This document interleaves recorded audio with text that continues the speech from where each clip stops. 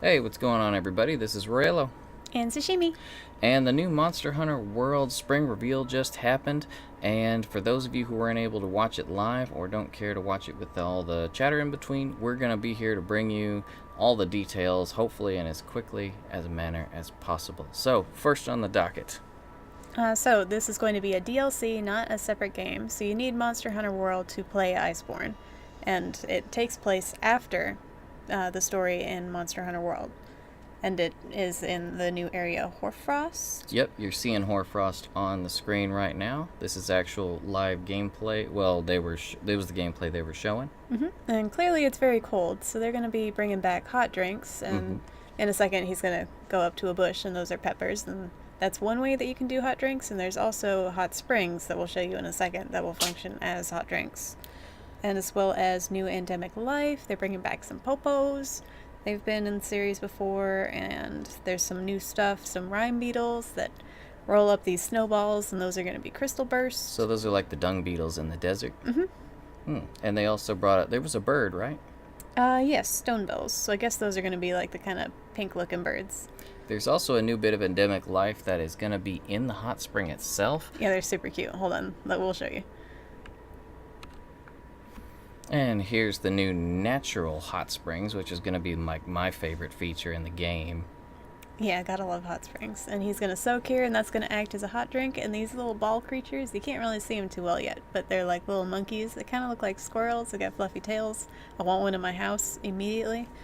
Yeah, they look like a great... I'm really hoping we get a hot spring in the house because of this, but there you Look go. at his tail in the back. Oh, man. Okay. They're very fluffy little guys. They look more like squirrels. They do, yeah. They call them monkeys, but they're squirrels. So what is next? And so the map is not going to completely open up to you at first. You're going to have to sort of unlock it as you go through the story. And they said about midway through the story, you're going to have access to the full map. Yep, but they did say that it's going to be the largest area in the Monster Hunter world so far. So speaking of a large world, we're also going to need monsters to fill it. Now, while we don't have details on all of them just yet, they did give us some details on 4 of the monsters coming up. As you can see, this guy right here. Yeah, this is Banbaro. And he's a brute wyvern, he's an herbivore, and he attacks mainly in straight lines. I think the coolest thing about him is when he charges at you, he can pick up stuff in the environment to chuck at you, like trees and rocks and stuff. Let's get some footage of that.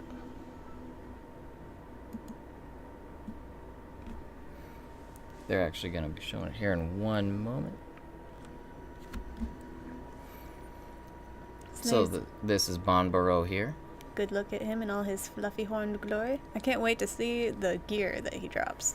He's probably mad because that's obviously not Princess Mononoke. I mean, he's just like, no. Get out of here. You need to bring me to the right movie, sir. But look, he's like chucking trees and stuff. I think that's so cool. Yeah, he actually will manipulate the environment, so you're actually going to want to watch where you're fighting him because he can pick up boulders, as you see there, as well as trees. He can actually alter the environment around him entirely. So you want to be sure. I think it looks like you're going to want to fight him in as clear an area as possible. If there's any such thing, we'll have to see. He is actually considered a mini-boss type of monster, though. He is not considered the first actual big monster. Yeah, he's like the equivalent of like an Anjanath or something, kind of mid-bossish, probably. Yeah, but as you can see here, he is an herbivore. He's actually a passive monster, and he actually digs the hot springs, so I kind of like him. He's my kind of buddy. Relatable. Look at that. I mean, that's where I would be if I were out in the friggin' tundra. Yeah, me just too. Chilling next to the hot spring. I'd be in it, though. Look all at his the time. little ears. He's pretty cute. That's really cool. So let's move on to our next big boy. So Beototus here is our next big boy. He is actually a Piscine Wyvern. That'll make him the 3rd in Monster Hunter World? Yeah, he's like your Lavasiath or Giratotus. Yeah, from the looks of the gameplay, he looks like he's going to be like a mix of Giratotus and Baroth, actually. He does a lot of headbutting maneuvers. He comes out quite a bit.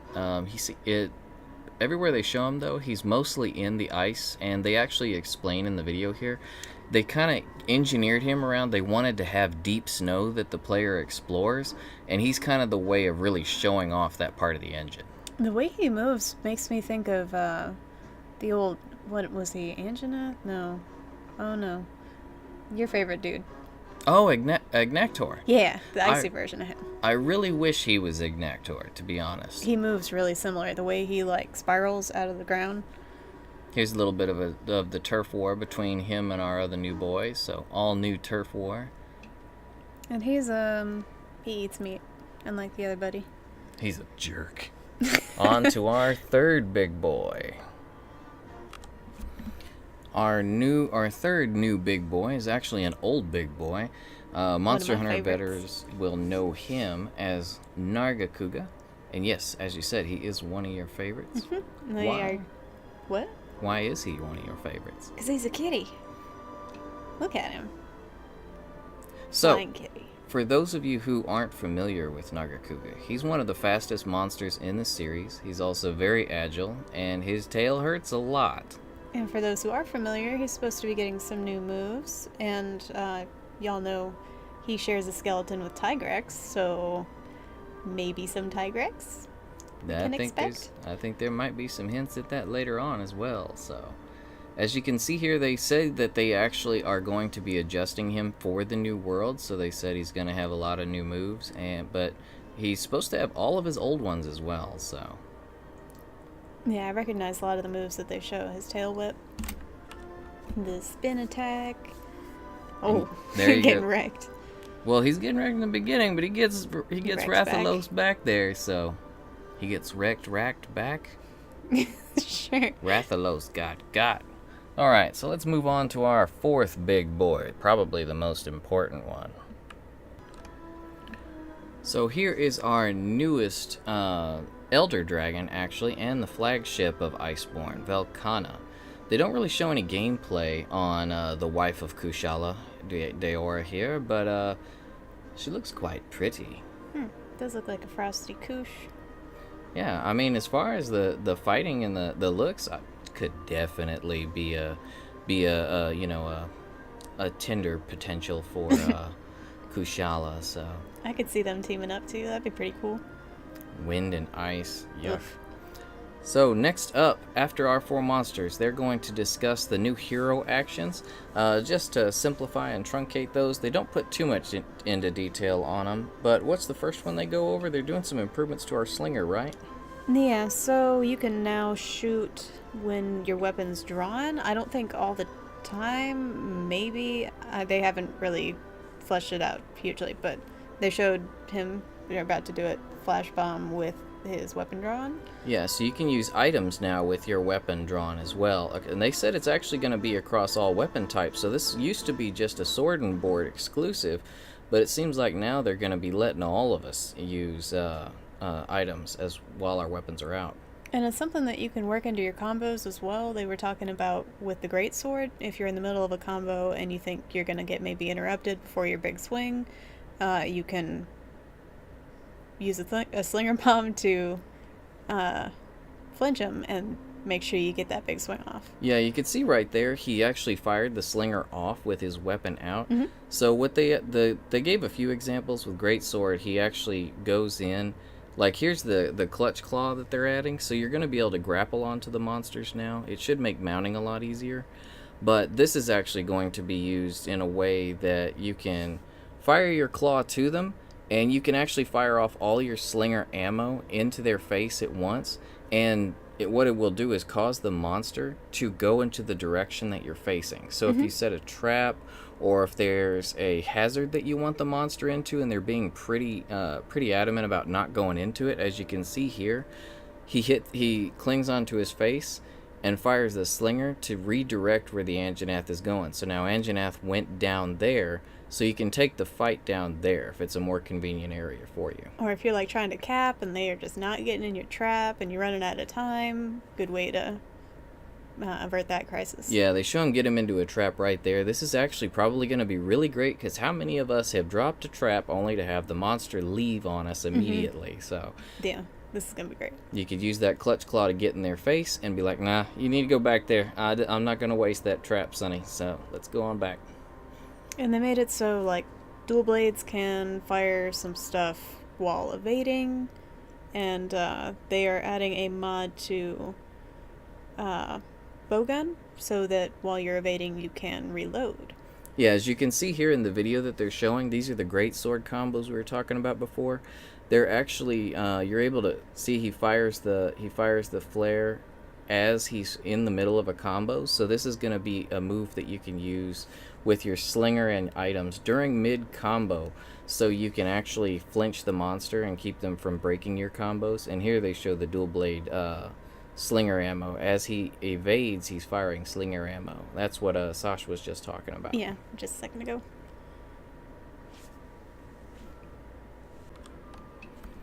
The last thing they covered for weapons, though, were mods. There are going to be some new mods.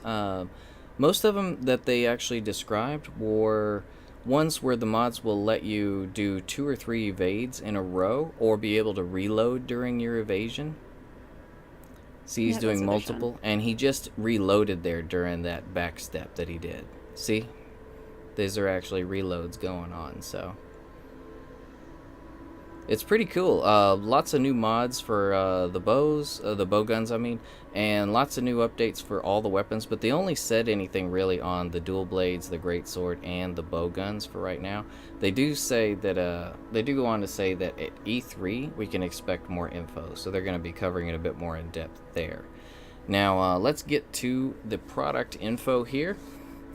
The product info, this is just, they're going to talk about the actual editions of the game. We've got a few editions to look at. And they're going to have a physical, digital.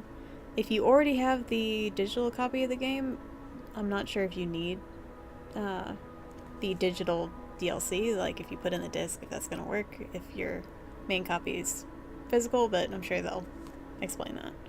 Yeah, well, they basically go on to say that if you have Monster Hunter World, then all you have to do is get the digital edition. You don't have to buy the physical edition, but there will be one. There's also the digital deluxe here, which is going to have the layered armored set, the gestures, the sticker set, face paint, as well as the hairstyle and the room decor set.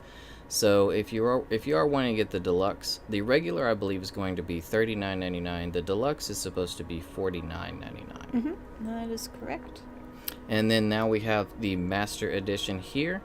The Master Edition is going to basically be for those of you who haven't gotten the Monster Hunter World yet or been waiting on this to come out to dig into Monster Hunter. This is going to be your chance because it's going to be Monster Hunter World and Monster Hunter Iceborne together as one cohesive package. For those of you who pre-order, which we should all be pre-ordering, right, hunters? They're bringing back the Yakumo series as a layered set. This is one of the favorite series. I like this set. This one came around in a Monster Hunter Portable 3rd, I believe. Yeah, I think so. And it's one of my favorite sets. It's a classic. This set basically debuted with Zenogre, or Genoga, for those of you who played it in Japanese. And pretty much as far as the new info they have here is actually just about Monster Hunter World itself. They are giving us the release date on Arch-Tempered Nargacugga, which is May 11th. Yep, very soon. That's like 3 days away. That's this weekend. So Nargacugga Arch-Tempered is supposed to have new attack patterns as well as movement routes that he's going to take through the Elder's Recess. And as far as difficulty, they were saying think like the demo. If any of y'all played that before Monster Hunter World came out, he was wrecking people. Yeah, in the beta, he was a real demon of a monster. He was trashing people. There's also a dynamic theme. If you are a huge Nargacugga fan, it plays the Monster Hunter main theme in the background, so you got some pretty music, and you can look at Nargacugga in all his glory. See if we can get that up here. Yeah, let's get that up. There he is. So lovely. So this dynamic theme is actually supposed to be available today. So as you guys are watching this, you may want to drop onto your PS4 and check it. We haven't actually had a chance to look at it just yet, but I'm hoping it's going to be available in the West. Look at all the demos. It's all in Japanese. And it's, they said purchase it, so I don't believe it's for free. Yeah, this isn't going to be a free one, so dynamic themes, yeah, they tend to be a little bit, so expect to spend a couple of dollars. Mm-hmm. Well, is that it for... Other than there's going to be more at E3. Gotta love random Twitch ads screwing everything up. But anyways, so if you're looking forward to E3, they're going to have some new stuff to tell us at that point. But as far as right now, I believe this is everything they got to show us. And that will conclude this amateur hour of a special update, truncation, and summary. So guys, hope this helped you out, and I hope you are all as excited as we are for Iceborne. September 6th. Man, that's like right around the same time as Borderlands, too. It's going to be a busy fall season. Ain't that how it always goes? Yep. But for now, we're going to look forward to new monsters, new fun stuff, a new place to fight in. Hopefully, we're going to have just... They say it's going to be the biggest area yet, so let's hope and get hyped, everybody.